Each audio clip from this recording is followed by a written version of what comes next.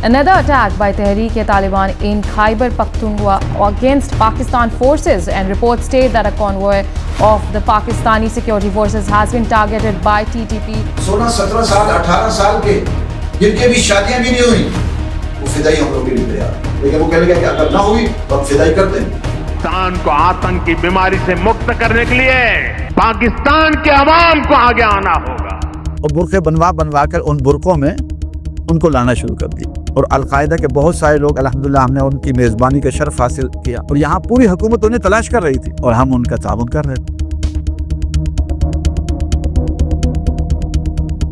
पाकिस्तान में और पूरी दुनिया में तैयार हो रही है फिदाइयों की, बहुत बड़ी तादाद तैयार हो रही है। हम हाथ 10 बस्ता अपील करेंगे अपने फौजियों से, अपने हुक्मरानों से कि खुदा उनसे न टकराओ। And the next war which we are looking at, it may happen soon, and we have to prepare accordingly, as already been brought out by director.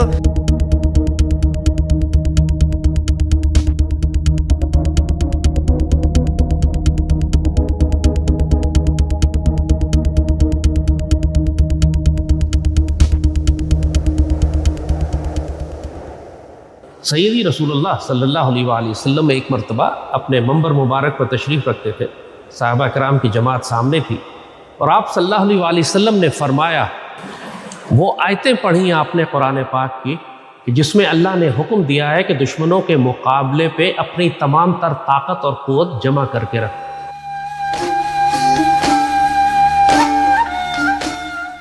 आपने वो आयतें पढ़ी, वअद्द लहुम मन इस्तताअतु मिनल क़ुव्वा, वो वाली आयतें आपने तिलावत फरमाई, और फिर आपने आगे हैरत अंगेज़ बात फरमाई। आपने फरमाया, जो आज की ज़बान में मैं तर्जुमा और मफ़हूम आपको उसका करके बताता हूँ।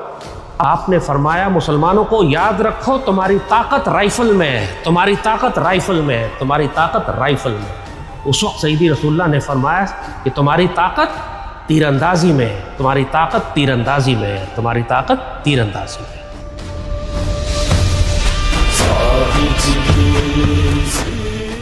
आपने रमी का लफ्ज़ इस्तेमाल फरमाया, इसका मतलब है फेंकना। एक फ़र्द के लिए इसका पैगाम यह है कि तुम्हारे पास तुम्हारी ज़ाती तीरंदाज या ज़ाती राइफ़ल होनी चाहिए। एक रियासत के लिए यह है कि तुम्हारे पास तुम्हारे मिज़ाइल और रॉकेट बैटरीज और मिज़ाइल और लॉन्ग रेंज आर्टिलरी होनी चाहिए। जो सईदी ने रमी का लफ्ज़ इस्तेमाल फरमाया है वो लॉन्ग रेंज फायर के लिए, तलवार के लिए नहीं है। ये इस्तेमाल होता है तीरों के लिए, इस्तेमाल होता है राइफ़ल के लिए, इस्तेमाल होता है स्नाइपर राइफ़ल के लिए, इस्तेमाल होता है लॉन्ग रेंज रॉकेट आर्टिलरी के लिए, इस्तेमाल होता है लॉन्ग रेंज बैलिस्टिक मिसाइल्स के लिए।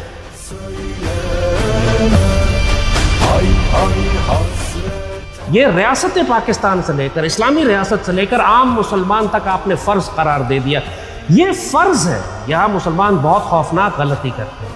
जिस तरह नमाज फ़र्ज़ है, जैसे रोज़ा फ़र्ज़ है, जैसे हज फ़र्ज़ है, जैसे ज़कात फ़र्ज़ है, वैसे जहाद फ़र्ज़ है, और जहाद की तैयारी फ़र्ज़ है। जब अल्लाह ने हुक्म दे दिया, वअद्द लहुम मन इस्तताअतु मिनल क़ुव्वा, जो तुम्हारी कैपेसिटी है, जो तुम्हारी सलाहियत है, ज़ाहिर है एक फ़र्द की सलाहियत थोड़ी होती है, रियासत की सलाहियत ज़्यादा होती है। ये हुक्म सब मुसलमानों को है, मुसलमान फ़र्द से लेकर मुसलमान रियासत तक। और साफ सईदी रसूलुल्लाह ने ताकीद करके 3 दफ़ा दोहरा कर फरमाया कि तुम्हारी ताकत हमारी लॉन्ग रेंज फायरिंग पावर में है, चाहे तुम राइफल इस्तेमाल करो या इंटरकॉन्टिनेंटल बैलिस्टिक मिसाइल। और आपने अभी देखा कि किस तरह पाकिस्तान ने जो इसराइल को मारा जाके, ये जो जंग हमारी हुई है जिसमें हमारा भी एक किरदार, और ईरान ने, इसराइल कैसे तबाह हो गया, हम तो हज़ारों मील दूर हैं उससे। तो ज़ाहिर है ये लॉन्ग रेंज बैलिस्टिक मिसाइल है, ये वो रमी है जिसका लफ्ज़ सईदी ने इस्तेमाल फरमाया, दूर से मारना।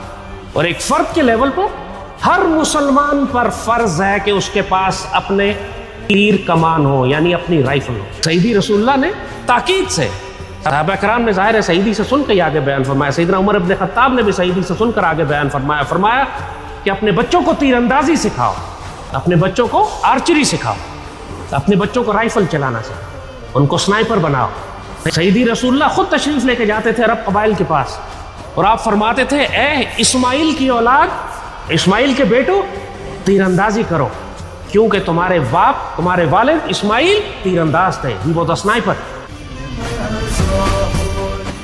3 जमातें थी, तीनों आर्चरी कर रही थी। सईदी एक के पास गए, फरमाया कि मैं तुम्हारे साथ हूँ, दूसरी के पास गए, तुम्हारे साथ हूँ, तीसरी रुक गई। आपने पूछा तुम रुक क्यों गए? कहते सईदी आप उन दोनों के साथ हैं, اب ہم کیسے آرچری کریں، آپ ہمارے ساتھ ہی نہیں ہیں۔ سیدی نے پھر کہا نہیں میں تم ساروں کے ساتھ ہوں۔ سختی سے تاکید کی گئی مسلمانوں کو۔ آپ سیدی رسول اللہ اور صحابہ کرام کی سنت کی بات کرتے، تمام صحابہ کرام اپنی اپنی ذات میں مجاہد، وہ تلوار چلانا بھی جانتے تھے، تیر انداز بھی تھے، گھوڑ سوار بھی تھے۔ یہ ممکن ہی نہیں تھا کہ کوئی مسلمان بھی ہو اور مجاہد نہ ہو۔ خلفائے راشدین کے دور میں جو بڑی بڑی امپائر فتح کیے ہیں مسلمانوں نے، جو رومن اور پرشین امپائر کو تباہ کیا، اور اس سے پہلے فتنہ ارتداد اور زکوٰۃ کے منکرین کے خلاف جو اتنے خوفناک جہاد ہوئے، اتنے ہزاروں مسلمان شہید ہوئے، جنگیں ہوئی، مسلمانوں کے پاس اس وقت ریگولر سٹینڈنگ آرمی نہیں ہوا کرتی۔ یہ سارے والنٹیئر صحابہ تھے، یہ سارے رضاکار تھے، کوئی سٹینڈنگ آرمی نہیں تھی ہمارے پاس۔ ہر مسلمان، ہر قبیلہ اپنے لوگ دیتا تھا آگے کہ آپ جائیں جہاد میں شریک ہوں۔ یہ تو بہت بعد میں مسلمانوں نے آرگنائز کر کے ریگولر آرمیز بنانی شروع کی، کیونکہ یہ انڈرسٹوڈ بات تھی، ہر مسلمان مجاہد ہے۔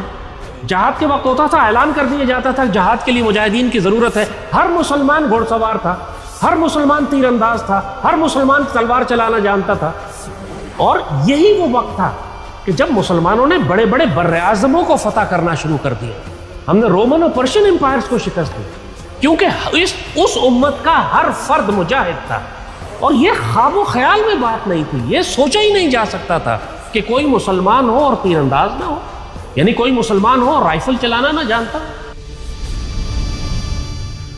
کوئی مسلمان ہو اور گاڑی اور موٹر بائک اور جیپ چلانا نہ جانتا ہو، ہیلی کاپٹر چلانا نہ جانتا ہو، جو بھی وسائل اس کے ہیں۔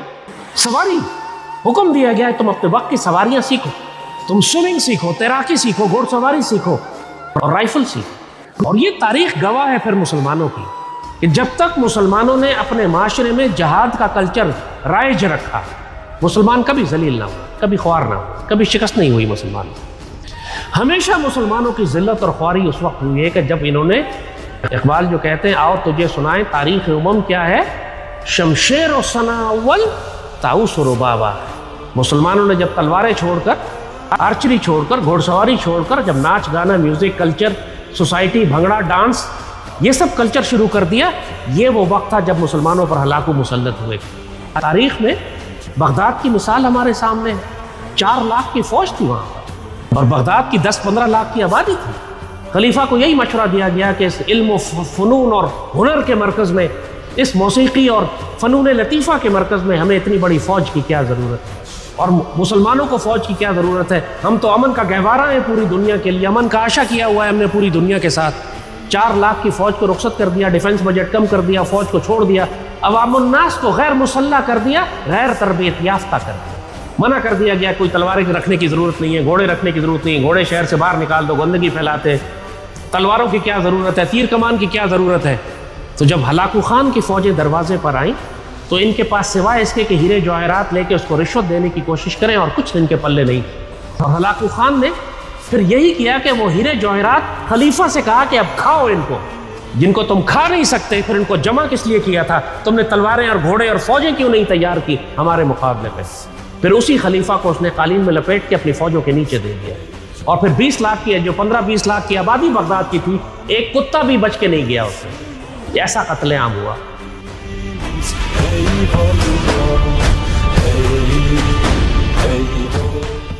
آؤ تم کو اپنی مثال دیتے ہیں۔ 1857 میں وار آف انڈیپینڈنس جو ہم نے لڑی، بہادر شاہ ایگزائل کر دیے گئے، اور مسلمانوں کو بری طرح کچل دیا انگریزوں نے ہندوستان میں، جہاں 1000 سال سے ہم حکمران تھے، ہم سے پاسلار تھے، فوجیں ہماری تھیں، حکمران ہم تھے، اتھارٹی، پاور اور طاقت ہمارے پاس تھی۔ وہاں یہ حال ہو گیا کہ اگلے 100 سال تک مسلمانوں کو اجازت نہیں تھی کہ اپنے گھر میں ہتھیار رکھتے۔ انگریزوں نے پابندی لگا دی مکمل کہ مسلمانوں کو ہتھیار نہیں دیا جائے، اور 90 سال تک 1857 سے 1947 تک مسلمانوں کی 4-5 نسلیں نکل کر آ گئیں جو ہتھیار جانتی ہی نہیں تھی۔ تھوڑا بہت ہتھیار اگر کسی کو دیا بھی گیا، پہلی جنگ عظیم میں جو بھرتی ہوئے تھے وہاں سے، اور دوسری جنگ عظیم میں جو تھوڑے بہت بھرتی ہوئے تھے، وہ سارے کے سارے یورپ میں جا کے ان کو کہا کہ جنگ کرو، یورپ میں جا کے انہوں نے جنگ کی، واپسی پہ جب وہ گھر گئے سب سے ہتھیار واپس لے لیے، کسی کو ہتھیار گھر اور گاؤں لے جانے کی اجازت نہیں۔ پورے ہندوستان میں بہت کوئی بڑا امیر پاک مسلمان ہوتا تھا، کوئی ڈپٹی کلیکٹر یا کوئی ڈپٹی کمشنر یا کوئی بہت بڑے عہدے پہ کوئی جج فائز ہوتا تھا، تو اس کو ایک ریوالور کا لائسنس ملتا تھا، یا شاٹ گن کا کہ وہ شکار کر سکے مرغابی کا، اس پہ بھی 50 گولیاں ملیں گی ساتھ، اس سے زیادہ نہیں۔ یہ حال تھا ہندوستان میں مسلمانوں کا۔ اتنی کروڑوں کی آبادی اور ایسی غیر مسلح غیر تربیت یافتہ جو 1947 کے فسادات کا ہم ذکر کرتے ہیں. آج چونکہ 15 اگست ہے جب ہم یہ جمعے کا خطبہ دے رہے ہیں, کل ہمارے یوم آزادی گزرا ہے, اور جب آج سے 78 سال پہلے جب پاکستان بن رہا تھا, یہی دن تھے جب ہمارے بڑے بزرگ ہجرت کر کے پاکستان کی جانب آ رہے تھے. مگر یہ جو کاٹے گئے ہیں 50 لاکھ کیوں رستے میں کاٹے گئے؟ اس کی وجہ یہ تھی کہ بھیڑ بکریوں کی طرح تھے, غیر مسلح تھے, غیر تربیت یافتہ تھے, کسی کے پاس ایک چھری ایک چاقو نہیں تھا, ایک ریوالور نہیں تھا. اسی لیے ان کمبخت ہندوؤں اور سکھوں کو اتنا موقع مل گیا. ان سب کو ریاست نے مسلح کیا ہوا تھا, ان سب کے پاس ہتھیار تھے. کشمیر کی ڈوگرا فوج ہو یا سکھ ہو یا ہندو فوج ہو یا RSS کے گنڈے ہوں, ان سب نے مسلمانوں کا اس طرح شکار کیا جیسے کوئی مرغابیاں بطخیں شکار کرتا ہے. استغفر اللہ. یہ جو آپ واقعات سنتے ہیں کہ پورے پورے گاؤں مسلمانوں کے ذبح کر دیے گئے, مسلمان بچیاں, کنویں اتنے بھر گئے مسلمان بچیوں کی لاشوں سے کہ مزید ڈوبنے کے لیے جگہ نہیں بچی. وہ گرتی تھی تو اپنی بہنوں کی لاشوں پہ گرتی تھی جو پانی میں ڈوب چکے تھے. اور کس طریقے سے ٹرینیں کاٹی گئی اور کس طریقے سے کسی مسلمان کے پاس کوئی ہتھیار نہیں تھا. ہمارے اپنے بڑوں نے ہجرت کی ہے, کسی کے پاس کوئی ہتھیار نہیں تھا. لاشوں کے نیچے لیٹ کر آئے ہیں ٹرینوں میں, لیکن کسی کے پاس ریوالور بھی نہیں تھا. یہ عبرتناک سبق بار بار تاریخ میں دہرایا جاتا ہے. اللہ صاف بتاتا ہے کہ جب تم اللہ کے اس حکم کی تعمیل نہیں کرو گے جو سیدی نے فرمایا ہے کہ قرآن میں اللہ کا حکم ہے کہ وعد لہم من استطاعت من القوہ, اور آرچری کرو اور تیر اندازی کرو اور لانگ رینج سنائپنگ اور رائفل اور ویپنز اور اکوپمنٹ اپنے ساتھ رکھو. اگر تم ہتھیار نہیں رکھو گے پھر تم اسی طرح گاجر مولی کی طرح کاٹے جاؤ. پھر 71 میں آئے 1971 ایسٹ پاکستان. وہاں صاف نظر آ رہا تھا کہ بھارت مکتی بانی بنا رہا ہے. آرمی کو بھی پتا تھا, انٹیلیجنس کو پتا تھا, گورنمنٹ کو پتا تھا. مکتی بانی کے ٹریننگ کیمپس بنے ہوئے تھے انڈیا میں. نظر آ رہا تھا کہ لاکھوں کی تعداد میں وہ ایک مسلح دہشت گرد تیار کر رہے ہیں. اس کے باوجود اس وقت کی حکومت نے, یحییٰ خان, نیازی, بھٹو, یہ سارے کمینے جو اس وقت حکومت کر رہے تھے پاکستان پر, انہوں نے خطرے کا ادراک ہی نہیں کیا. مشرقی پاکستان میں مشکل سے ہمارے 30-35 ہزار فوجی تھے, جس میں سے آدھے بنگالی تھے, اور وہ بھی بغاوت کر کے الگ ہو گئے. 17-18 ہزار, مشکل سے اتنے بھی نہیں رہ گئے. ہمارے پورے مشرقی پاکستان میں 12-15 ہزار فوجی رہ گئے ہمارے. اور مکتی بانی نے جو قتل عام شروع کیا, پھر بہاری مسلمانوں کا, خاص طور پر اردو سپیکنگ بہاریز جو خاص طور پر ایسٹ پاکستان میں تھے. استغفر اللہ. کوئی 15 دن کے اندر مشرقی پاکستان کے کونے کونے میں 5 لاکھ بہاری مسلمان ذبح ہوئے. یہ بلڈ اینڈ ٹیئرز قطب الدین عزیز کی کتاب ہم آپ کو کئی دفعہ ریفر کر چکے ہیں. ہم اپنے ویکلی تھریٹ ریویو کے اندر بھی ہر روز اس کا ایک چیپٹر, ہر جمعے اس کا ایک چیپٹر ڈالتے ہیں. پڑھیں تو صحیح کہ آپ کو معلوم ہو کہ مکتی بانی نے کس طرح مسلمانوں کو ذبح کیا. استغفر اللہ. وہی 1947 کی تاریخ دہرا دی گئی. اور یہ واقعی دفعہ مشرقی پاکستان میں ہوا. یہ بھارت میں نہیں ہوا, مشرقی پاکستان میں. اور وہی غلطی کہ جب جنگ شروع ہو گئی, جب مکتی بانی نے قتل عام کر دیا, جب 5 لاکھ مسلمان ذبح ہو گئے, جب ہزاروں لاکھوں بچیوں کی عصمت تار تار ہو گئی, اس وقت پاکستان آرمی نے رضاکار بنانے شروع کیے. اس وقت جانباز فورس بنائی جا رہی ہے. وہ جو آج آپ سنتے ہیں کہ مشرقی پاکستان میں نعرہ لگ رہا ہے رضاکار, تمہیں کون امی کون, رضاکار رضاکار, یہ رضاکار اس وقت بنائے گئے تھے. اس وقت نوجوانوں کو پکڑ پکڑ کے زبردستی جنگی تربیت دینی شروع کی کہ تم پاکستان آرمی کے ساتھ مل کر مکتی بانی کا مقابلہ کرو گے. بہت دیر ہو گئی تھی. اس وقت چند ہزار رضاکاروں کی تربیت کی جا سکی. مکتی بانی 2-2.5 لاکھ تک پہنچ چکی تھی. مسلح تھی پوری طریقے سے, بھارتی فوج اس کے ساتھ شامل تھی. جنگ خوفناک خانہ جنگی اور سول وار شروع ہو چکی تھی. بھارتی فوج کسی بھی وقت داخل ہونے والی تھی. ایسے میں چند ہزار رضاکار کیا کرتے. فوج نے اتنا دیر کر دی کہ پھر ان رضاکاروں کا بھی کوئی فائدہ نہیں. وہ میدان جنگ میں آپ رضاکار تیار نہیں کرتے. رضاکار آپ میدان جنگ سے سال پہلے تیار کرتے. لیکن اس وقت بھی جاہل, بے غیرت, بے شرم حکمران, نہ کوئی فراست, نہ کوئی نگاہ, نہ دشمن کی سازش پہ نگاہ. نتیجہ یہ ہوا کہ اس بری طریقے سے ہم مارے گئے, استغفر اللہ, جو ہماری عزتیں تار تار ہوئی. 2 مثالیں ہم آپ کو پاکستان کی اس لیے دے رہے ہیں. اب ایک تیسرا قتل عام ہونے والا ہے اب آج کے پاکستان میں, اور ہمارے حکمران اور ہماری فوج اور ہماری پالیسی میکرز اس کو نہیں دیکھ رہے, وہ نہیں سمجھ رہے. وہی غلطی دہرانے جا رہے ہیں جو 47 میں اور 71 میں دہرائی گئی تھی. کیونکہ اس وقت ہندو مشرک ہماری صفوں میں داخل ہونے والا, بہت خوفناک جنگ آ رہی ہے ہمارے سروں کے اوپر. ایک سلسلہ شروع ہو چکا ہے جنگوں کا. مگر دوسری جانب ہماری صفوں کے اندر 10 مکتی بانیاں بن چکی ہیں, اسی طرح ظالم, اسی طرح صفاق, اسی طرح کسی بات کا لحاظ نہ کرنے والی. یہ مسجدوں میں بھی دھماکے کرتے ہیں، اسکول کے بچوں کو بھی ذبح کریں گے، ان کے ہاتھ کوئی بھی لگ جائے گا یہ اس کو معاف نہیں کریں گے، جس طرح مفتی بانی نے بہاری مسلمانوں کو ذبح کیا۔ جہنم کے کتے اور بلوچستان لبریشن آرمی کے فتنۃ الہند اب بہت بڑا خطرہ بن چکے ہیں پاکستان کے لیے، پاکستانی قوم کو اس کا اندازہ ہی نہیں ہے۔ ابھی تو یہ ٹرائبل ایریاز میں، لیکن بھارت نے جب ہم پہ حملہ کیا تو یہ کیڑے مکوڑوں، کاکروچوں اور سانپوں بچھوؤں کی طرح یہ پورے پاکستان میں پھیل گیا۔ آپ کو صرف 6 لڑکے چاہیے ہوتے ہیں اے پی ایس اسکول کو ذبح کرنے کے لیے۔ یہ اتنے ظالم اور دہشت گرد ہیں، یہ تمہارے اسکولوں میں گھس جائیں گے بچوں کو مارنے کے لیے، یہ تمہارے گلی محلوں اور گھروں میں گھس جائیں گے قتل عام کرنے کے لیے۔ اور آج حکومت پاکستان وہی غلطی کر رہی ہے جو پہلے بغداد کے حکمران نے کی تھی، اور پھر انگریزوں نے ہم کو جان بوجھ کے غیر مسلح رکھا تھا، اور مشرقی پاکستان میں ہماری اس وقت کی حکومت نے غلطی کی تھی کہ وہ اتنے بڑے بڑے خطرات جو ہمارے گھر میں داخل ہو چکے ہیں اس کے باوجود قوم کو تیار نہیں کر رہے۔ اللہ کے بندو، یا تو قوم کو تم رضاکاروں کی طور پہ تربیت دینا شروع کرو، مجاہد بٹالین ریز کرو، جانباز فورس ریز کرو، نیشنل کیڈٹ کور تیار کرو، وومنز گارڈ تیار کرو، اپنے بچوں کو آنے والے وقت کے لیے مجاہد بناؤ۔ بھارت نے 12 لاکھ نیشنل کیڈٹ کور تیار کیے ہیں، 12 لاکھ۔ ہمارے پاس ایک بچہ نہیں ہے جو نیشنل کیڈٹ کور کا تربیت یافتہ ہو۔ آپ دیکھ لیں دشمن کیا کر رہا ہے، اور آپ کتنی بڑی غفلت کا اظہار کر رہے ہیں۔ یا تو حکومت کرے یہ کام، یا تم عوام کو اجازت دے دو، قانونی اجازت دے دو ان کو کہ یہ رائفل خرید کر تربیت حاصل کر لے، لوگ خود کر لیں گے، تم اجازت دے دو بس۔ نہ تم قوم کو تربیت دے رہے ہو، نہ قوم کو اجازت دے رہے ہو کہ وہ اپنی رائفل خرید کے تربیت کر سکے۔ اللہ کے بندو، تم کس قسم کے بے شرم لوگ ہو؟ اپنی اس قوم کو تم اسی طرح ذبح کروانا چاہتے ہو جیسے 47 میں ذبح ہوئی تھی، جیسے مشرقی پاکستان میں ذبح ہوئی تھی۔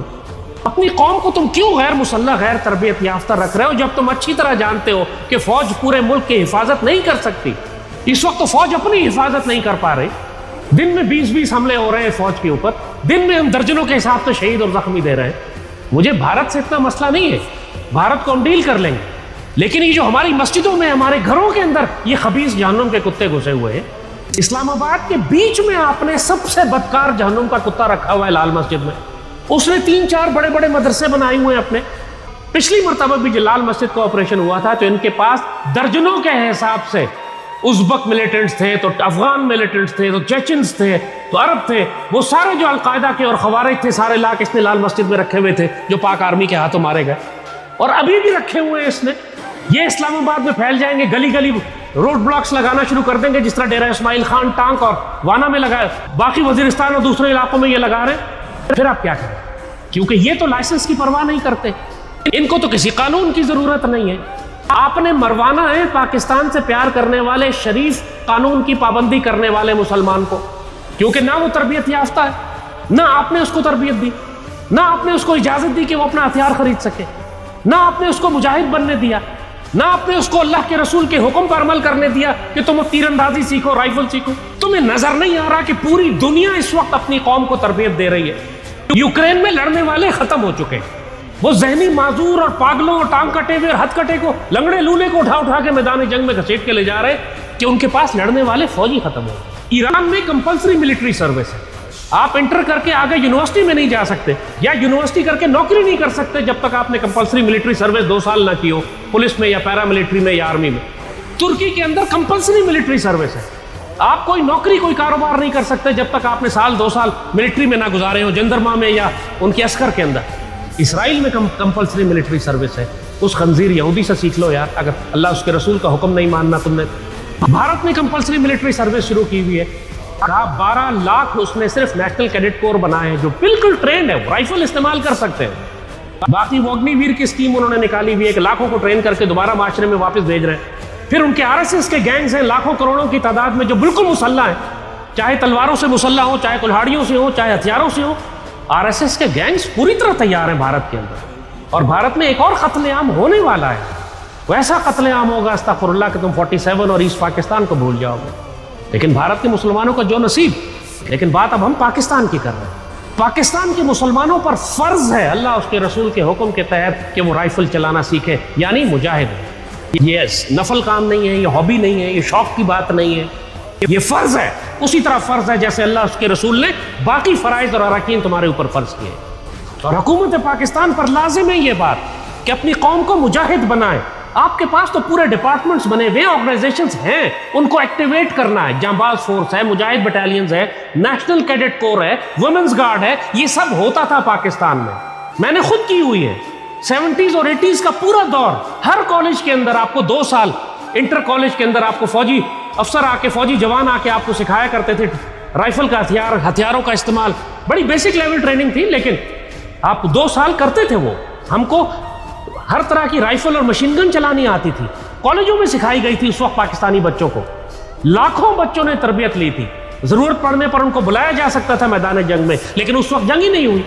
98-99 میں جا کے یہ نواز شریف کی حکومت تھی, انہوں نے ختم کر دیا کہ نہیں جنگ تو انڈیا سے ہم نے کرنی نہیں, یہ تو ویسے ہی امن کی آشا والے. اور اس وقت جو ختم ہوئی, آج 25-26 سال ہو گئے, دوبارہ اس ملک کی جو نسل 25 سال کی ہو چکی ہے, 26 سال کی ہو چکی ہے, اس نے کبھی زندگی میں ہتھیار دیکھا نہیں. فلموں میں دیکھا ہے, نیٹ فلکس پہ دیکھا ہے, PUBG میں دیکھا ہے, لیکن ہاتھ نہیں لگایا کبھی. ان کو یہ نہیں معلوم کہ رائفل ہوتی کیا چیز ہے, فائر کیسے کرتے ہیں, اس کا ریکوائل کتنا ہوتا ہے, اس کو لوڈ کیسے کرتے ہیں, اس کو صاف کیسے کرتے ہیں. رشیا کے اندر 3-4 کلاس کے بچوں کے لیے کمپلسری ہے کہ AK-47 کو کھول کے جوڑ کے صاف کر کے کمپٹیشن ہوتے ہیں ان کے ہاں کہ کون کتنے سیکنڈ میں پوری رائفل کھول کر جوڑ سکتا ہے. 3 کلاس کے بچے. بے شرموں کم از کم کافروں سے سیکھ لو. سوئٹزرلینڈ ایک دنیا کا یورپ کا جدید ترین ملک ہے, ہر فرد کے پاس رائفل ہے. وہاں وہ 2 مہینے 3 مہینے ٹریننگ کرواتے, پھر ریاست خود اس کو رائفل دیتی ہے. رائفل لے کے, اپنا بیک پیک لے کے, اپنا ایمونیشن لے کے تم گھر چلے جاؤ. ہر سال 1 مرتبہ ان کو بلایا جاتا ہے ریفریشر کورس کے لیے, ٹریننگ کے لیے. سوئٹزرلینڈ کا ایک فرد مسلح ہے, اپنی سرکاری رائفل رکھتا ہے اپنے پاس, رجسٹرڈ ہے. ان کے بارے میں کئی 100 سال پہلے کسی نے کہا تھا, سو فیئرسلی فری, سو فیئرسلی آرمڈ. اتنے شدید مسلح ہیں یہ لوگ, اسی لیے اتنے شدید آزاد ہیں. اور مسلمان اپنی قوم کو طاؤس و رباب آخر ناچ گانا کروا لیں آپ کسی بھی یونیورسٹی میں, ایک سے ایک بڑھ کر ناچ گانا کر کے دکھائیں گے آپ کو. رائفل بیچ میں رکھ دو کہ ذرا اس کو استعمال کر کے دکھاؤ. بڑے بڑے جو ماچو مرد بنے پھر رہے ہوتے ہیں یہ لونڈے آج کل کے, ٹانگیں کانپنے لگیں گی رائفل کا دھماکہ سنتے ہیں. یہ نسل ہم اپنی تیار کر چکے ہیں. یہ ہجڑی نسل جو ہم نے نکالی ہے ساری, اور حکمران جس کو نکال رہے ہیں. بہادر شاہ ظفر سے پہلے آخری زمانے میں ایک مغل بادشاہ گزرا تھا, اس کا نام رنگیلا تھا. سوچے, نام ہی بادشاہ کا رنگیلا تھا. بہادر شاہ رنگیلا یا سم شاہ رنگیلا. اس نے ہجڑوں کی فوج بنائی. اب دشمن سے مقابلہ ہوا تو بادشاہ نے ہجڑوں کی فوج کو بھیج دیا. یہ فوج آگے گئی تو دیکھا تو آگے تو سچ مچ کے فوجی ہیں. فوراً مار کھا کے بھاگی, واپس آئی, بادشاہ سے کہتی ہے بادشاہ سلامت, آگے تو سچ مچ کے فوجی ہے, کوئی ہجڑوں کی فوج بھیجے تو ہم لڑے نا. یہ ہماری تاریخ واقعہ ہے. یہی وجہ تھی کہ اللہ نے مغلوں کو ختم کر دیا. 5000 انگریز, صرف 5000 انگریز جنہوں نے پورے ہندوستان پر قبضہ کر لیا, اس لیے کہ آپ نے ہجڑوں کی فوجیں بنانی شروع کر دی. سارے آپ کی اشرافیہ جو ہے وہ اس کا ایک ہی پاس ٹائم تھا, کبوتر اڑاتے تھے یا طوائف خانوں میں جا کے بدکاریاں کرتے تھے. یہ اشرافیہ تھی مسلمانوں کی, دہلی اور لکھنؤ کا کلچر تھا یہ. ظاہر ہے اللہ نے پھر ان کو کتے کی طرح ذلیل کرنا ہی تھا. آج بدنصیبی سے ہمارے پورے معاشرے کا یہ حال ہوا. اپنی اس نسل کو خدا کے واسطے تھوڑا سا رف ٹف کریں, تھوڑا سا تربیت دیں, آنے والے حالات کے لیے تیار کریں. کم از کم اجازت دے دیں ان لوگوں کو جو تربیت کرنا چاہتے ہیں, جو مجاہد بننا چاہتے ہیں, جو اپنی حفاظت کرنا چاہتے ہیں. آنے والے وقتوں میں یہ پاک فوج کے ساتھ ہی کھڑے ہوں گے, پاک فوج کی مدد کریں گے, رضاکار ہوں گے. کم از کم اجازت دے دیں, لائسنس کھول دیں, آسانی کر دیں. ہر شہر کے اندر پولیس لائنز ہیں, پولیس ان کی ٹریننگ کا سلسلہ شروع کرے, ان کو سرٹیفکیٹ جاری کرے, ان کو رجسٹر کرے. ان کے وہ آپ کے ایک سیکنڈ لائن آف ڈیفنس ہوگی, اس کو آپ ڈپلائمنٹ کر سکتے ہیں, سیکیورٹی ڈیوٹیز پہ کھڑا کر سکتے ہیں, وہ چیک پوسٹ چیک کنٹرول کر سکتے ہیں. وہ کہیں نہ کہیں تو آرمی اور FC کے ساتھ کھڑے ہو کے ڈیوٹی کر سکیں گے. خدا کے واسطے اپنی قوم کی تربیت کرو. کیوں مروانا چاہتے ہیں ان بچوں کو؟ یہ جہنم کے کتے 150 بھی اگر شہر میں آ جائیں تو یہ اس گاجر مولی کی طرح ذبح کریں گے کہ کوئی بھی ان کے مقابلے پہ کھڑا نہیں ہو سکتا. پاک فوج کیا کیا کام کرے گی؟ بھارت سے لڑے گی, جہنم کے کتوں سے لڑے گی, بلوچستان لبریشن آرمی کے دہشت گردوں سے لڑے گی, PTI کے فسادیوں سے لڑے گی, PTM کے ذلیلوں سے لڑے گی. کیا کیا لڑے گی؟ اتنا بوجھ آرمی پہ FC پہ کس لیے ڈال رہے ہیں؟ قوم کو کیوں نہیں تیار کرتے اپنے ساتھ؟ 1965 کی وار میں بھی آپ نے حر مجاہدین بلائے تھے. کشمیر بھی قبائلیوں نے آزاد کروایا تھا. جب بھی پاکستان کو ضرورت پڑتی ہے قبائلی علاقوں سے مجاہدین آتے ہیں, پاک فوج کے ساتھ شامل ہوتے ہیں. آج بھی پاک فوج کے ساتھ قبائلی جو ہے جہنم کے کتوں کے خلاف لڑ رہے ہیں. آپ کو جب معلوم ہے کہ آپ اکیلے جنگ نہیں کر سکتے اور پوری قوم کو آپ کے ساتھ کھڑا ہونا ہوتا ہے, تو آپ شہروں کے اندر کم از کم 10, 15, 20 لاکھ نوجوانوں کی تربیت کیوں نہیں کرتے جو آپ کے آج رضاکار ہو اس مصیبت اور تصادم کے شروع ہونے سے پہلے جو کہ آپ کے سر پر آنے والا ہے. कौन सी मुश्किल बात मैं कर रहा हूं जो आपको समझ नहीं आ रही? आखिर आप सब कुछ पाकिस्तान में करते थे ना। मैं खुद नेशनल कैडेट कोर का ट्रेंड हूं, मैंने इंटर में सीख लिया था मशीन गन चलाना, राइफल चलाना। मेरी उम्र के सारे बच्चों को उस वक्त ज़माने में आता था ये सब कुछ। आज क्यों नहीं आता? आज क्यों नहीं सिखाते? क्या आज खतरात कम हो गए या खतरात बढ़ गए इस उम्मत के लिए? बाकी मुसलमानों से मैं कहता हूँ यार, हुकूमत करे ना करे, जो मर्जी करो, जो मर्जी ताल्लुकात लगाओ, दोस्तों साथियों के पास जाओ जिनके पास वेपन्स हैं, तरबियत लो उनसे, सीखो। इस नीयत से सीखो कि आगे ग़ज़वा हिंद में तुम इंशाअल्लाह पाकिस्तान के मुजाहिद होगे। इस नीयत से सीखो कि तुम पाक फ़ौज के साथ खड़े होगे। पाक फ़ौज आज तुम्हारे साथ खड़ी होती है या नहीं खड़ी होती, तुम ये नीयत रखो कि ग़ज़वा हिंद तुमने फ़ौज के लिए नहीं लड़ना, तुमने अल्लाह उसके रसूल के लिए लड़ना। ये फ़ौज तरबियत दे ना दे, फ़ौज नमाज पढ़ाए ना पढ़ाए, नमाज पढ़ना तुम पे फ़र्ज़ है, रोज़ा रखना तुम पे फ़र्ज़, हथियारों की तरबियत लेना तुम पर फ़र्ज़ है, मुजाहिद होना फ़र्ज़ है। फ़ौज का इंतज़ार ना करो, हुकूमत का इंतज़ार ना करो। हर एक का कोई ना कोई दोस्त जानने वाला होता है जिसके पास हथियार है, उसके पास जाओ, उससे कहो यार मुझे सिखाओ कैसे इस्तेमाल करो। अगर फ़ौज कर ले तो अच्छी बात है, हुकूमत कर ले तो बहुत अच्छी बात है, लेकिन इस हुकूमत से मुझे तवक्को नहीं है, फ़ौज से उम्मीद है यार कर लो, बार बार कह रहा हूँ कर लो, क्यों अपने बच्चों को मरवाते हो? लाखों करोड़ों की तादाद में हमारे लोग मारे जाएंगे सिर्फ इसलिए भेड़ बकरियों की तरह, ना इनके पास तरबियत है, ना इनके पास हथियार है, कि जब वक्त अल्लाह ने फुर्सत हमें दी थी तो हुकूमत सोती रह गई, बेशर्मों और बगैरतों की तरह, जिस तरह 71 में सोती रह गई। ऐसा ना करो, अपने बच्चों को ना मरवाओ, अपनी औरतों को बेहुरमत ना करवाओ, अपने हाथ मजबूत करो। एक मजबूत नौजवान नस्ल तुम्हारे साथ खड़ी होगी तो पाक फ़ौज के हाथ मजबूत होंगे। हमारी नसीहतें मान लो, वरना बहुत नुकसान उठाओगे, ये कौम बहुत नुकसान उठाएगी। वल्लाह उस वक्त तौबा का वक्त नहीं होगा। जंग शुरू होने के बाद अगर तरबियत शुरू की तो वो कोई तरबियत नहीं होती, बहुत नुकसान हो जाएगा। अल्लाहुम्मा सल्लि व सल्लिम व बारिक अला सय्यिदिना मुहम्मद व अला आलिहि व सहबिहि वसल्लम। आमीन या रब्बल आलमीन।